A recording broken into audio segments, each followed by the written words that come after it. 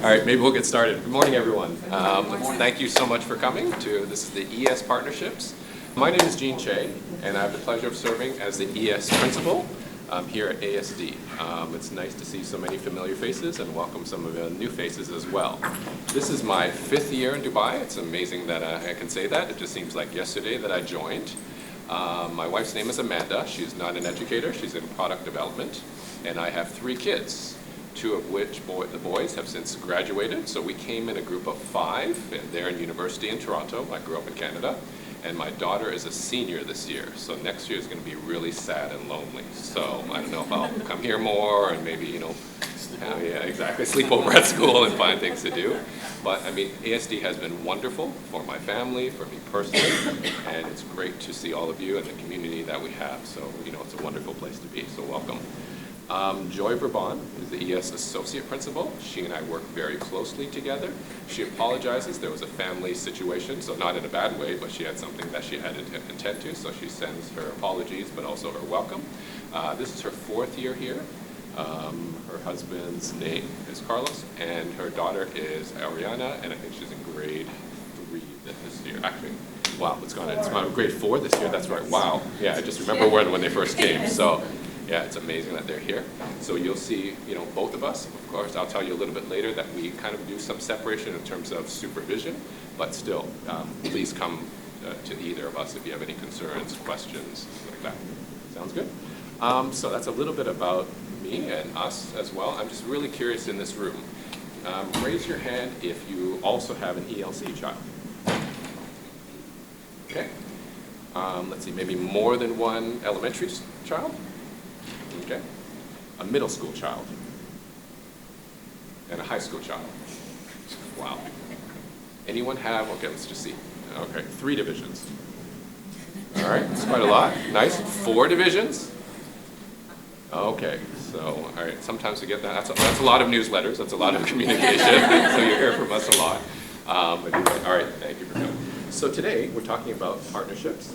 Right. Oh, other people that want to talk to you about, and if you don't know them already, Sammy and Vanessa are in our office, and they know everything. Even though this is my 5th year, this is, I think, Sammy's 3rd year, and Vanessa at least 10 years.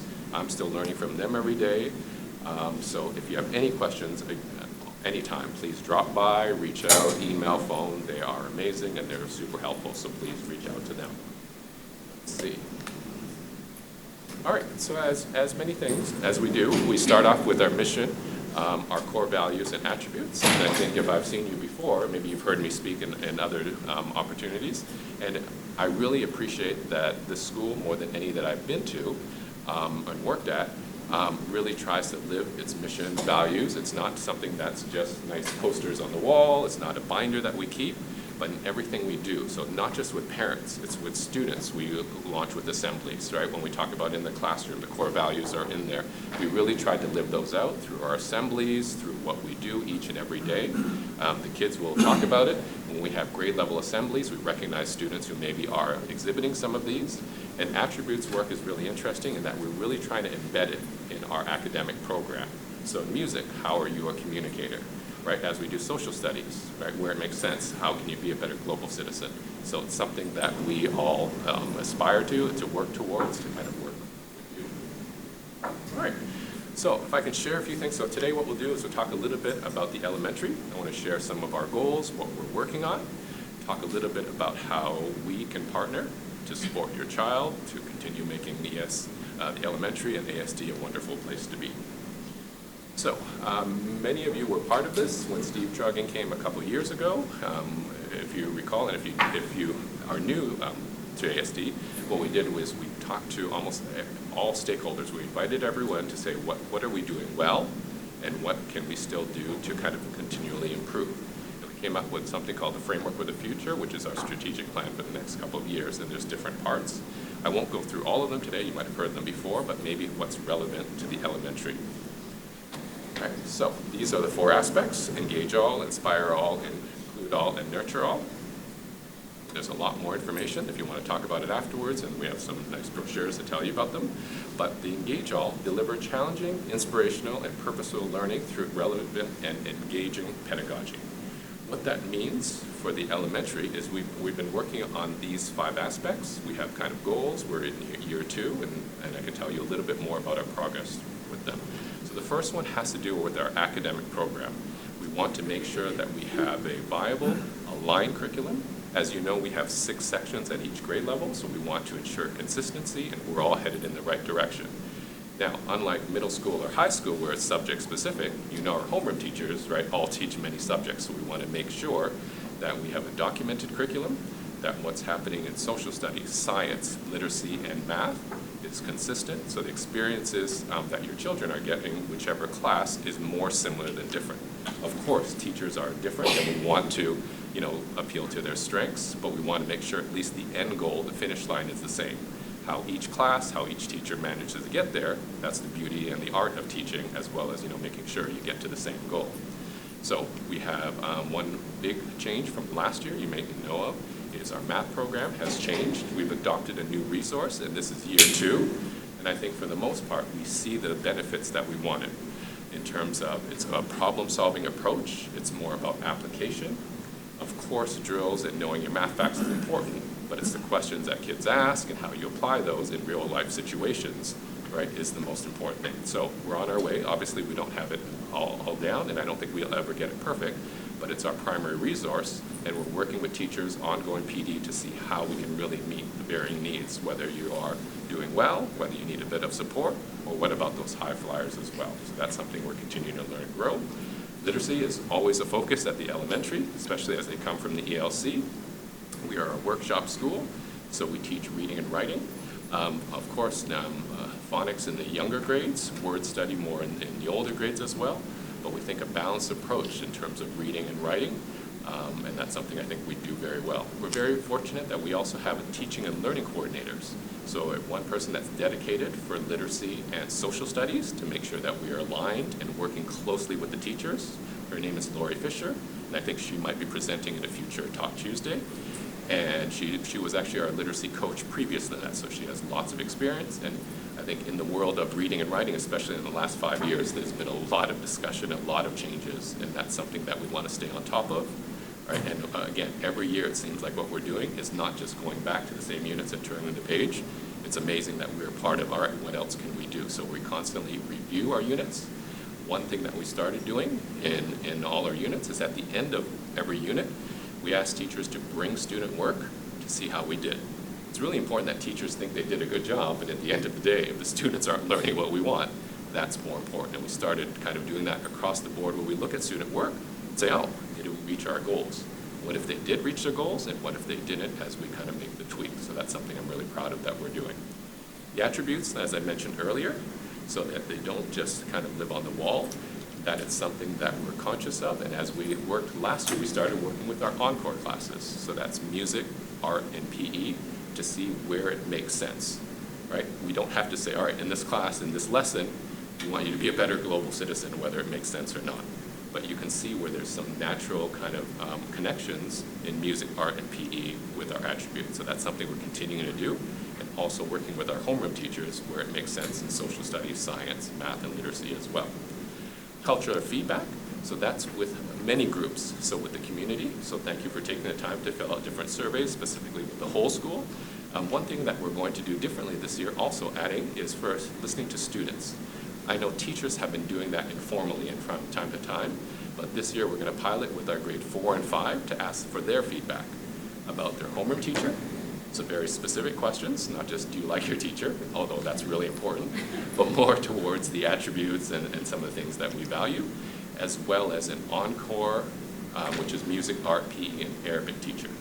So obviously that takes some time, so we don't want to do survey fatigue. We're not going to ask all your teachers, and that's true in high school and middle school as well. That's a lot of teachers and that's a lot of surveys. But in year 1, I think it's good to start getting in the process that we have a systematic way of doing that for everyone. So that's for grade 4 and 5. In a previous school, we tried with 3, 2, and 1 as well, and the information is usually really nice, and you do it a different way, right? Whether it's happy faces or things like that. But the information usually is we love our teacher, that's great, but sometimes we want more than that. So we'll try it with 4 and 5 for our culture of feedback. Our Arabic language program is something that I'm very proud that we're kind of progressing. that we're making, changes to make sure that they're aligned, they're to the standards. Some of you know Monica Giku, who's the World Language Coordinator. I feel very blessed that she's been here. This is her third year, and in terms of working closely with myself, and that's one of the departments that I work closely and I supervise, the Arabic program, that we work together to make sure our units align with the standards, but also, both our World Language program as well as our Arabic language arts, or the more native stream. And finally, Islamic education.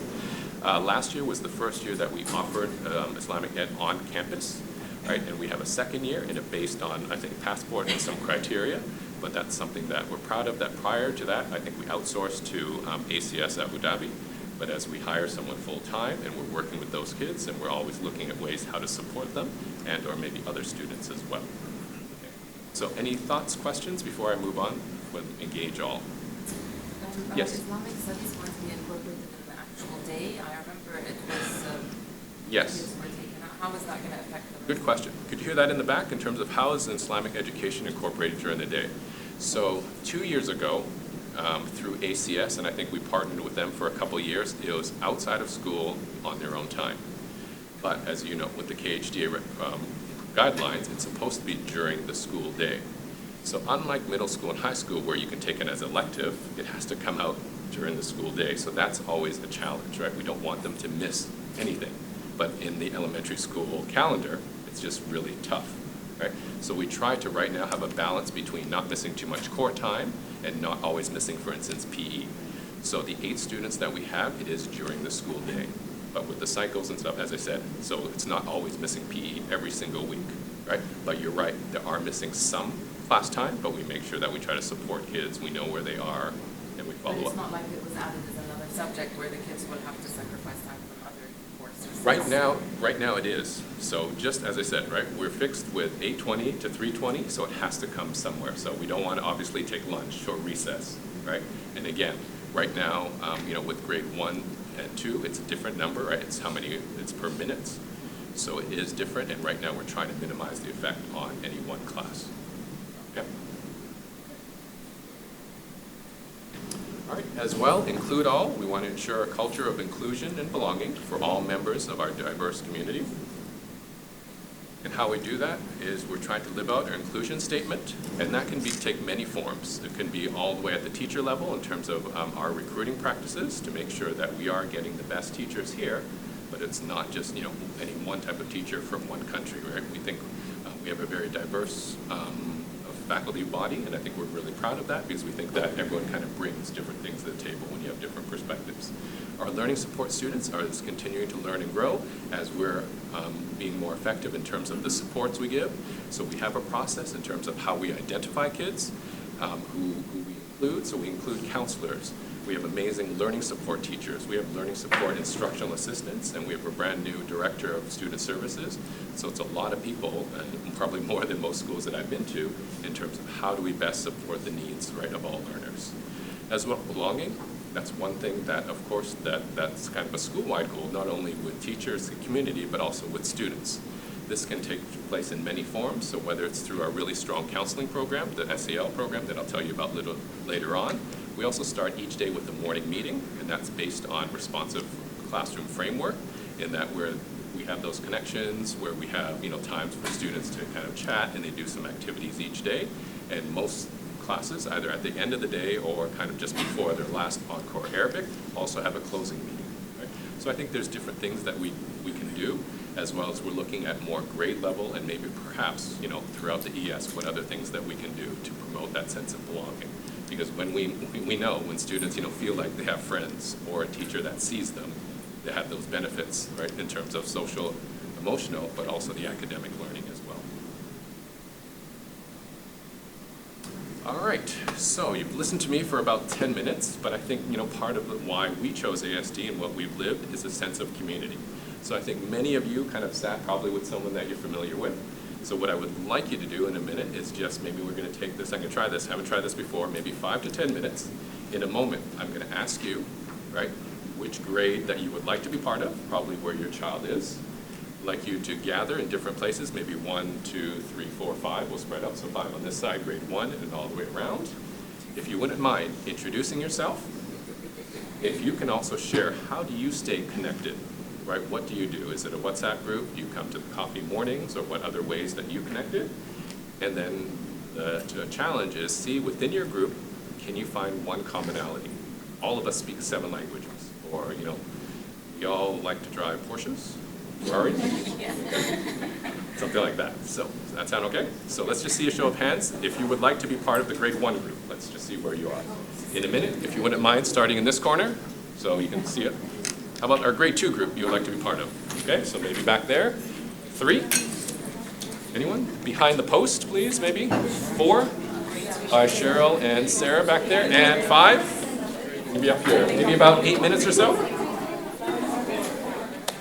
Grade 1, is there any commonality? It doesn't have to do with conversations or communication. Was there one commonality you found? Would someone like to share, or you didn't get to that? We all have a student in grade 1. You all have a student. All right. Thank you. Hey, it's something. You all use WhatsApp groups. Thank you very much. How about grade 2? We all had a female student in grade 2. Ah, female student, grade 2. Thank you. Grade 3. We all have connections or were born in Pennsylvania connection. Oh, and we all have children in 3rd grade. And you have children in 3rd grade. Thank you. And grade 4, anything? We all read the newsletter. All right. Someone does. Great. We got like 8. That's good. And grade 5? We all have middle schoolers, Oh. and a lot to talk about, so maybe that's, Okay. yeah. Fantastic. Thank you for participating. Do you want to move back, or are you comfortable where you are? Are you okay? You're okay with friends for now? And that's, all right, you made some new friends. All right. So we can continue a little. All right. So partnerships. So one thing that we're actually doing that Steve Drugan brought in, and this was great, there's a group called the Table Group, and what they do is they work with a company with Patrick Lencioni, who talks about organizational health. So for the last couple of years, the school-wide leadership team has been talking about what we do well, what we can do better, how do we become the best team that we want to be. And on top of that, we're doing that with our team leads. Because as you know, if it's just us doing the learning and not kind of sharing and kind of working up, then that is not as effective. We have great teacher leaders here at every division. So the school is committed to kind of working with them as we read the book. One of his more famous books is called The Advantage, and it's about organizational health. And all of us have read it together. And the very first key is about building trust, right? Obviously, if you have trust in someone, right, everything else, whether it's accountability, whether it's managing conflict, right, all those things, achieving results is based on trust. So I think similar to this group, I think the hope is if you get to know people better, if you kind of, whether they cut you off in the parking lot, or if you come to some misunderstanding, hopefully that you trust that they also have similar values, right? Presuming positive intent, right? And kind of managing through some of those things. So I really hope part of today is really to get you to start to talk to each other, but throughout the year, please, build those groups. We talked about earlier those groups that you probably form.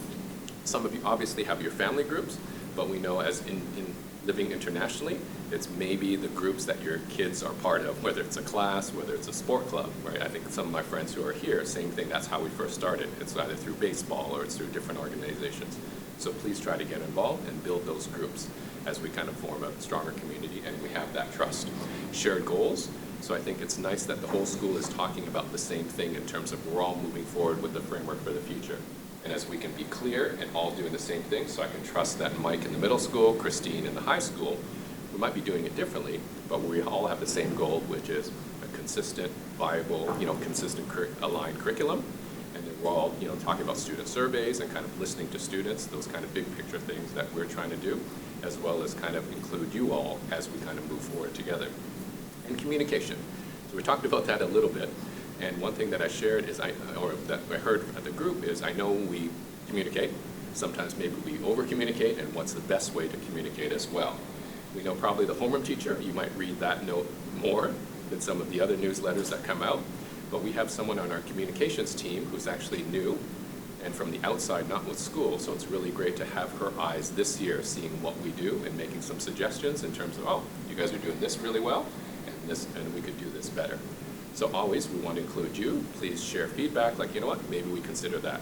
I've heard, WhatsApp groups, for all the negative publicity, there are some benefits for a WhatsApp group as well. and maybe how we manage that as well. Okay. All right, next, in terms of parent involvement. So being here today already, thank you very much. But I want to share some of the other ways that you'll hear more about at Back to School Night, and some of you probably have experiences as well. That there are times, right, where it's probably unlike ELC and definitely different than middle school and high school, where of course we want parent involvement, and that can come through different class visits for different reasons. Your homeroom teacher will share with you in terms of kind of his or her thinking. It could be like individual events. I know parents who want to share about Diwali or Lunar New Year or kind of read as mystery readers. You'll get those opportunities that will be shared in class. Sometimes we'll have class celebrations for different events, right? Different times of year to do with the curriculum. For instance, there might be a writing celebration. There might be a time with grade 2 talking about the bees. Could be at the end of the grade 4 unit, there's a clothing swap, which you might be part of as well, to host parents. I know our Arabic team, like all our groups, whether it's a music share, I don't think we've had a PE night yet, but those are the things that we want parents to come in and join us and celebrate the good work of students. Grade level, right? You might have heard that, so sometimes a grade level at a time will invite all parents in. And then we also have, whole school events. So usually at the last day of school before the winter break, we invite you to come in. So there's strategic times throughout the year, and then field trips is another thing that I think of. And special events. I think one big one comes up that every year is Make-A-Ween, so you hear more about that. But it's where we want that maker mentality, where instead of buying a costume, you make your costume. So sometimes I know it's you who end up helping with that, and that's fine. But it's really great to see the creativity, whether it's really simple toilet paper around and really simple, to some we have some really elaborate, amazing, right, costumes. So these are some school-wide events that happen obviously during the school day, but also on the weekends as well, whether it's through PTSA, the Harvest Fest, those kind of things. We really want people to be involved. That would really build kind of our community. So we also have the grade level community facilitators. That is officially under the PTSA. Right? It's different than kind of the models that I've been part of, but last year was probably the first year where we really tried to meet with them on a regular basis. I think they're a really good sounding board in terms of what's the pulse out there, what are we doing pretty well, what are some of the concerns. So of course, I guess in terms of communication channels we'll talk about later, Joy and I want to invite you in. I think I enjoy one-to-one conversations, sometimes at the gates, or if you have a concern, or even before it becomes a big concern. Reach out, because we do want to hear about those things. But also your GCFs are a great way to just get that information. Like we were talking about, sometimes you just don't know, is this a PE day? When's the trip? I think GCFs, as well as you can share some personal concerns, but of course we're always a channel as well. So usually with the GCFs, I think they organize coffee mornings. They help with the communication. I know when we had the rainstorms from last year, I know we send out official kind of messages, but I know sometimes the WhatsApp is much faster than that as well, so you'll get information from them, as well as classroom involvement. If, for instance, there's different ways that we send out, we need volunteers for the field trip next week, it could be through kind of email, but sometimes it's also through the GCFs that help us with those events. I want to talk a little bit about our counselors, and I feel very fortunate that the ELC has a dedicated counselor, Dr. Anita, who's been here for quite a long time. But even in the ES, I've never had, with our 5 grade levels, we have 3 counselors, which is amazing. So it shows our commitment that academic progress and development is important, but also the social and emotional. So we have 3 counselors, and the way that we organize it is more similar to the middle school and high school, where the counselor follows the child and your family as they go up. So this year, Mr. Rolson works with all grade 1 and 2 teachers, students, and families.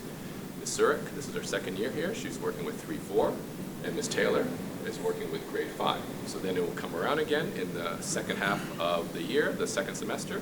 Ms. Taylor will start visiting the ELC as she connects with K2, so you can imagine as they come up, then at least they know a familiar face. So it seems to be going well. Last year was the first year that we started, but I think it already moves a lot of conversations further when coming back, Ms. Taylor knows already all the 5th grade families, and so it's gone really well. Other things that some of the counselor roles, so of course they go into classrooms on a regular basis to teach our formal SEL classes, and we do have a scope and sequence and a curriculum that aligns. Second Step is a program we adopted last year, and it goes all the way through middle school.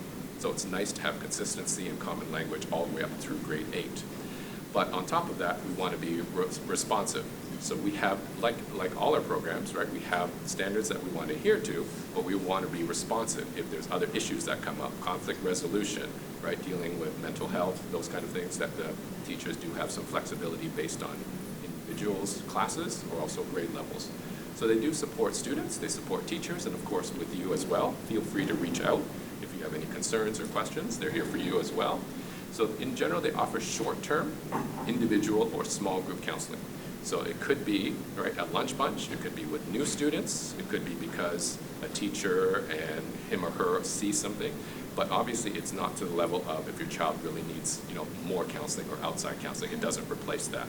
But I think it's good while we have, in class, in school, and we see some of those behaviors and some needs, that they're here for students.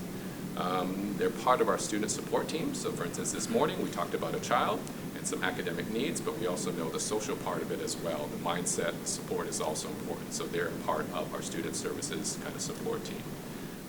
They have great recommendations if your child needs some support or you need some support outside of school, connecting with services right in Dubai.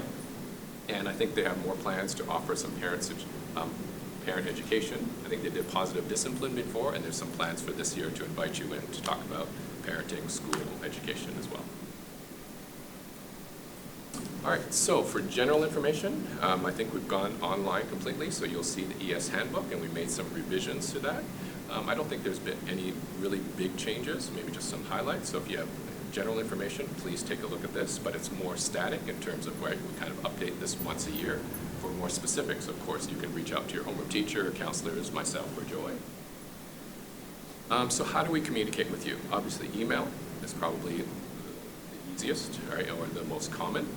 But also, we also tell teachers, if a teacher needs to write more than a paragraph or so, or any sensitive information, we ask them to pick up the phone, right? It's so much easier to hear the voice, and you can get so much more done, or even meet face-to-face. I think since COVID, we tried to encourage that more, because at least you can see expressions. It's less subject to kind of misunderstandings. So please reach out. So please don't wait to just the conferences. I think our conference this year is October 28th, 29th. It's a Monday and Tuesday for our first conference, but please reach out anytime. So we provide an opportunity for hopes and dreams. We hope that was useful. But again, anytime between now and then, please don't wait if you have a question. So we have a weekly newsletter that usually comes out from the homeroom, from the teachers, as well as, again, conferences twice a year. So October and I believe May is our student-led conference. That's kind of the plan for the year. The websites are being updated, so probably by back to school night, you'll see more static information. What's our calendar for the year? What are the big units? So that doesn't really, change greatly. It's the newsletters that tell you what we've done this week and what's coming up. So please look for that, and that should come to your email once a week on Fridays. And Seesaw postings. So Seesaw is done throughout the elementary. That's where students children reflect on what they're doing, sometimes kind of upload things for you to see what's happening in their classroom. So I believe that's actually been turned on this week. So you should be getting information about how to log into the Seesaw account. School-wide information, as you know, on Mondays is usually ASD news, and that's for the whole community, and there's usually a part of elementary, but that's kind of big ticket items for the whole school. Principal's newsletters comes out once a month. I think September 20th is the next one that all four of us will write something about.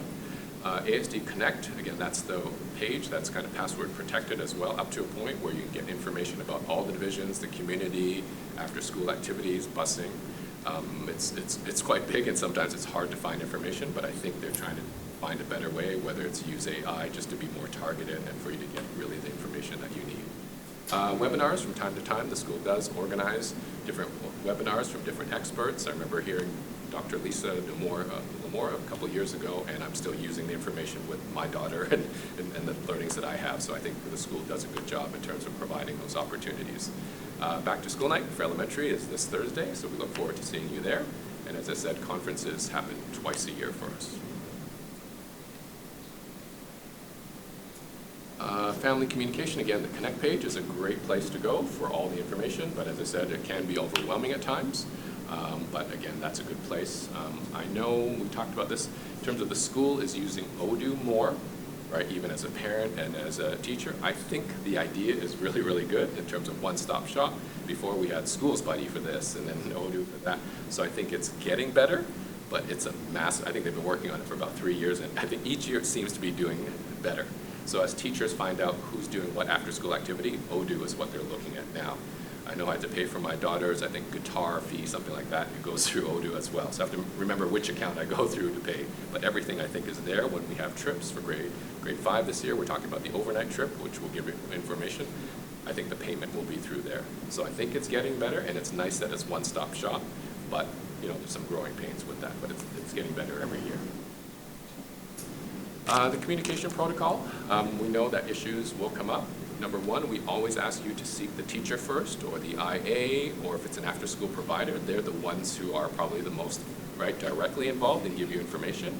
If not, counselors also provide a different perspective. And of course, Joy and I are willing to jump in, but we ask that you kind of talk to the teacher who knows most at that time, which kind of makes sense, because we're going to be going there after it as well if we're not directly involved or haven't seen an issue or something like that. But please start with the teacher or the person kind of that's most closely affected.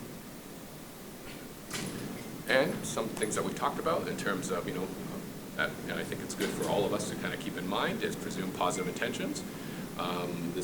Our faculty, I know our teachers, our IAs are very dedicated. I think we all want the same thing. How it manifests and how it comes out when emotions, like yesterday and first day of after-school activities, of course it wasn't perfect, and there were some, you know, times where we didn't know where exactly the dismissal.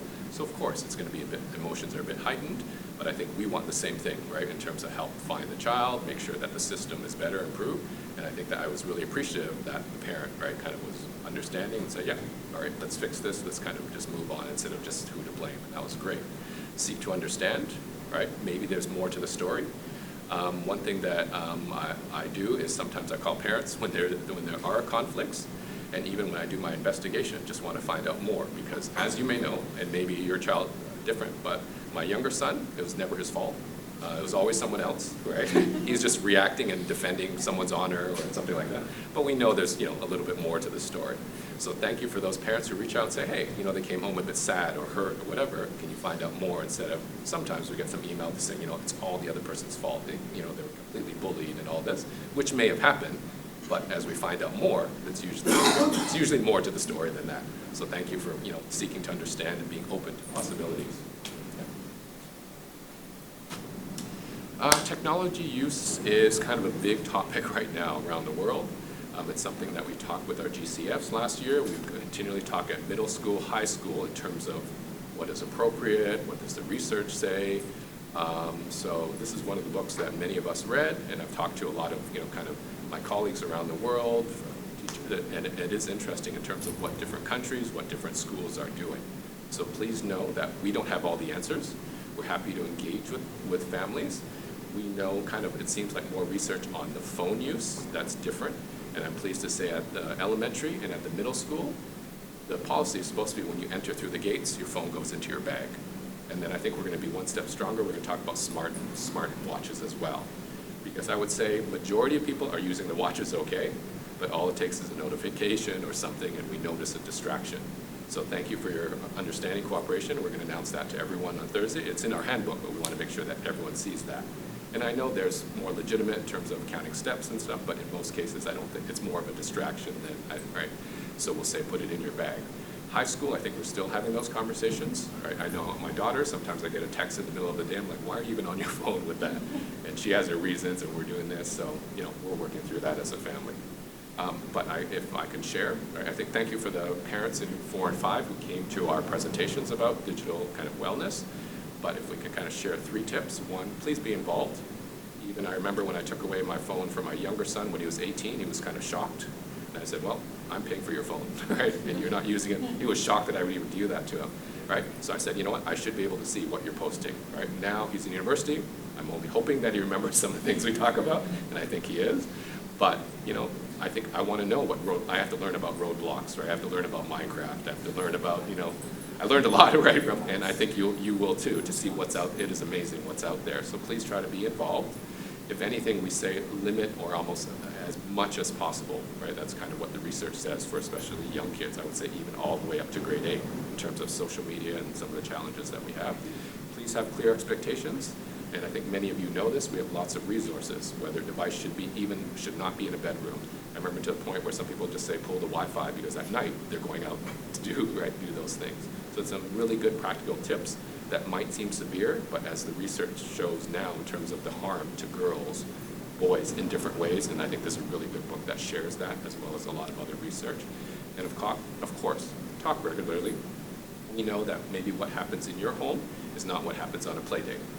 I remember at my old school, it was the back of the bus when the older kids had the phones and were showing different things. So, right, we can only do so much, and at the end, you do have to trust.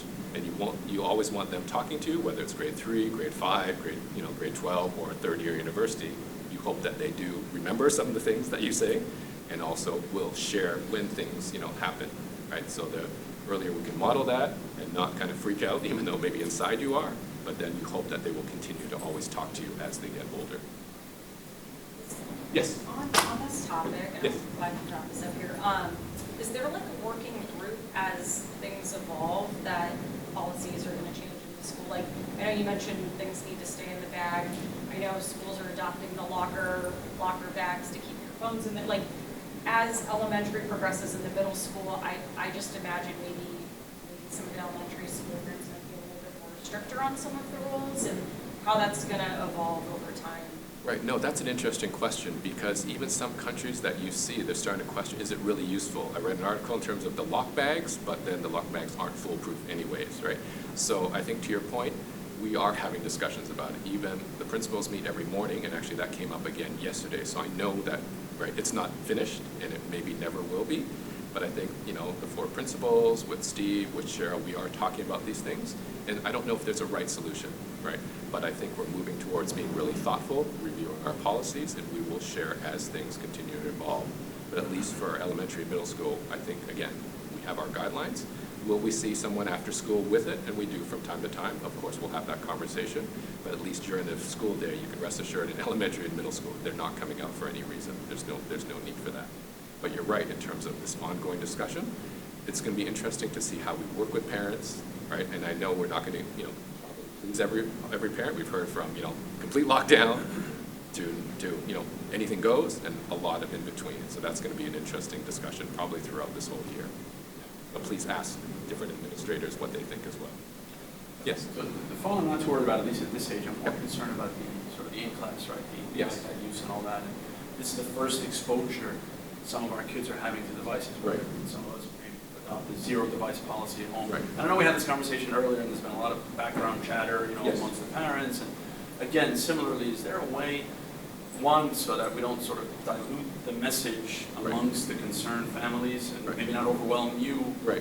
with all these separate people reaching Right. out to you? Is there a way we can do it a bit more, concerted fashion, just to make sure that those who do have concerns are sort of in ongoing dialogue with you? So that's a great question. So if I can give a background, I guess we got some questions in the K2 to grade 1 presentation about, rightfully so, technology use, right? And I think it's interesting times because of what I know happens in K2. So it's not completely nothing, there is something. But what we're very thoughtful in terms of what we do to grade 1, that's very different than what we do in grade 5. And we've been having some conversations with individual parents. I don't know if a town hall is always the best way to do that because you have different rights. For every parent that says, please do not, we also have parents that say, you know what, it's okay, right? So what I'd like to do is have those individual conversations. I really value those rather than, the masses, right? And rather than email, invite people in, and that's what I've started to do. And I think when it comes to what we learned in a recent conversation, it's about communication, just make sure we say that, consistency, and some of our practices to make sure they're aligned and share what we do. So I think, again, it comes back to trust, and hopefully we're earning more and more parents' trust that we're like you. Like, we read this research, and many of us are parents as well, and we want the best for kids. So what we do is we also level set what's next door doing, what are schools around the world doing. What we notice is when we have iPads in grade 1, it's not so unlikely, right? It's obviously what people do with the iPads. So we have some practices, which is anything that goes on the iPad has to go through a vetting process. There isn't YouTube on it. There's never free time to just, it's a rainy day, do recess, you have your iPads, it's always supervised, right? So of course, things can go in, but we really want to be conscious of what we do in grade 1 is measured and thoughtful. It's in actually some of our standards to use digital tools, and we're very careful with our ES Tech Integrator, with the Director of Technology, and actually we're probably more on it this year than we have ever been, just because we want to review what do we do and how thoughtful it can be. Fifth grade obviously is different with laptops as they're moving into middle school, but even I remember hearing many years ago, middle school was saying, oh, we do Schoology.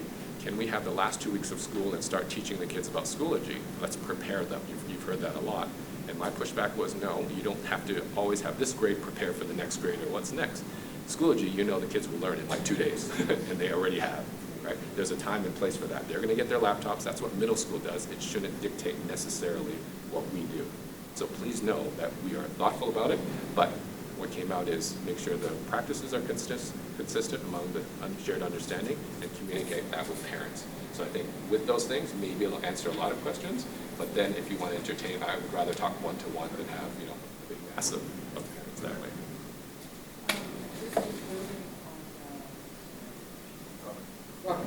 Robert was saying, I think it's about where it's clear that you would rather the one-to-one.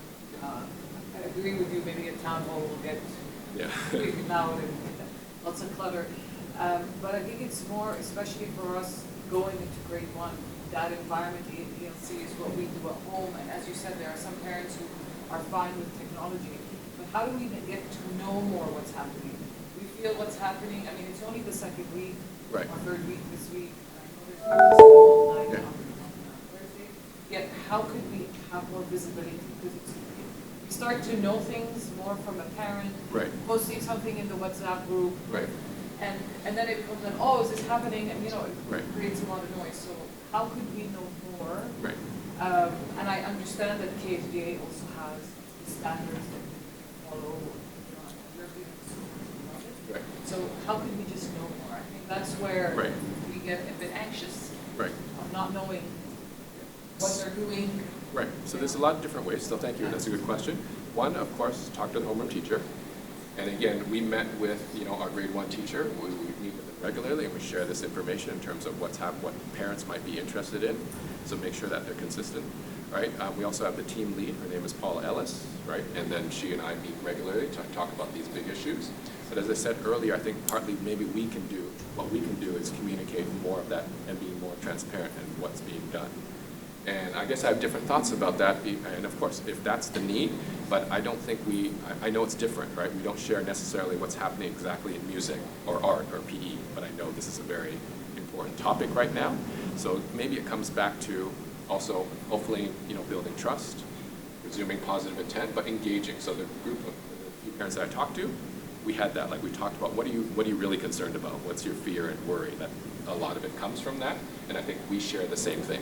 So knowing that, right, we set our policies, our guidelines, and hopefully people can kind of support that and see it, right? So we also know a lot of the research is about phones and home use. I don't think there's too much research exactly on like grade 1 and iPad use, but of course we look at the dangers as well as we kind of, when we put iPads in front of kids, we know that's a very, you know, big deal. So like you, we want to be thoughtful about it. But I think what you're asking is about how do we can continue to communicate that, and that's something that we're going to work on this year. Still piggybacking on this, Yeah. and we can take this offline if it makes Sure. sense. A specific example in our grade 1, one of the classrooms was showing, starting with the first day, a story on the screen during lunchtime. Yep. I didn't know about it until my daughter came home and was like, I can't talk during lunch because there's a screen. Yep. We're watching something. And how would I know that unless, and the parents in the class didn't know. How are we supposed to know that, and who's monitoring inside Yep. the classroom? How much is there anyone monitoring it, first of all? And so for me, I'm new to ASD, it was like a frightening thing, because like, why are we watching something during lunch? I immediately went to the teacher, it was rectified, she had no issues with it, but it's like, Yep. who's monitoring that, right? Yep, so it's usually the supervisor, so it'd be Joy and myself. But once we heard about that too, we went to address it. So we know, as I said, we have to be probably better in terms of, let's talk about grade 1 teachers, that we're all on the same page. So after we met with the parents, we met with Ms. Ellis, the team lead, as well as the teachers, and we went back. Because right in the course of business at the beginning of the year, right, and you have new teachers, how do we share, right, what's consistent, what we agree to? So again, like you, as soon as I heard about that, we went to address that. So of course, we can't be in a classroom 24/7, but when you hear about that, I think you did the right thing. Ask the teacher, hey, help me understand, why are we doing that? And a lot of times it could be just we didn't know. I know in COVID, I remember seeing that practice a little bit more when the kids couldn't go outside and they're contained.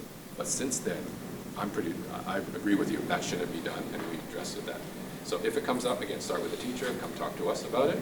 But I think the more that we talk about it and the team has it on its radar, we'll be more consistent with our guidelines, and Joy and I visit classrooms as much as we can. We should be on top of that as well. Yeah. Just watching the time, I think there's a few things left. All right, so final words again. Thank you. I think it makes a difference when parents come in and we have these conversations. I really appreciate seeing all of you. I try to be on gate duty as much as I can, so I see many of you out there. So it's good to just have a quick word, but please send an email anytime or just come by. I'm happy to talk to parents as well. So got advertising a couple of events. As you know, Thursday is back to school night for the elementary school. We have our opening ceremony, which is quite exciting, for Friday, so come early. It's usually an amazing event, right? And all the parents are kind of up above, and you see the whole school in one place, all the student body, which is pretty amazing. Our first Talk Tuesday is going to be specifically about math, and that's on September 24th. Talk Tuesdays are always here at 8:30, and you'll see a list of all that we advertise, I think, in ASD News, all the different topics. But if you have an idea for a topic, we want to hear from you as well. These are some of the topics that we've talked about in the past, but if there's something you really want to learn about or know about, please write to me. Let me know what you're interested in as well. We want to make it useful. All right, so we've talked about some of the questions. I'm watching for time. If you wouldn't mind doing this is optional. If you wouldn't mind, and I want to hear from you. So there are cue cards at your table. If you want to share something that we should start doing, hey, have you considered this? You know what? We've been doing this for a long time. Number 2, can you please just stop doing this? Or number 3, would you consider something else or any comment that you want? If you put your name and grade, then at least I can reply to you. If you want to keep it anonymous and put it in, it's harder for me to get back to you, but maybe I'll find a way to communicate with that. So if you have something that you want to share, either about presentation or some big ticket items, please write it down. You can just hand it to me or leave it at your table. But thank you again for taking the time to come in today. I really appreciate it. Great. Thank you.